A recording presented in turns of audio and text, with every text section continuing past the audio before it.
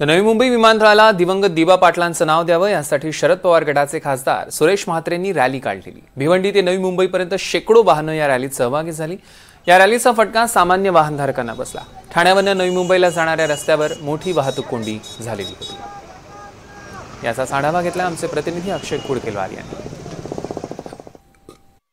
नवी मुंबई विमानतळाला दिबा पाटील यांचं नाव द्यावं या मागणीसाठी राष्ट्रवादी शरदचंद्र पवार पक्षाचे खासदार बाळामामा म्हात्रे यांच्या माध्यमातून अर्थातच सुरेश म्हात्रे यांच्या माध्यमातून आज एक आंदोलन हाती घेण्यात आलंय। मोठी कार रॅली काढण्यात आली आणि आपण बघतोय संपूर्ण या ऐरोली परिसरामधला जो नवी मुंबईकडे जाणारा मार्ग आहे या मार्गावरती मोठ्या संख्येने गाड्या एकत्रित आल्या आणि यामुळे वाहतुकीचा देखील खोळंबा या मार्गावर आपल्याला बघायला मिळतोय।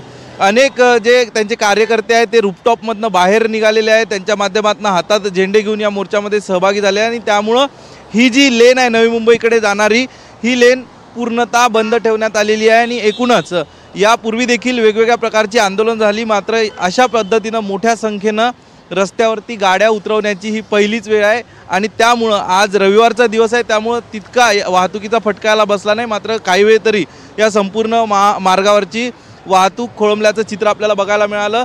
त्यांचा मतदारसंघातनं भिवंडी येथून ही रॅली निघाली आहे आणि आता या रॅलीची सांगता विमानतळ परिसरामध्ये होणार आहे। कॅमेरा पर्सन अरविंद मोरेसह अक्षय कुडकेलवार, NDTV मराठी, मुंबई।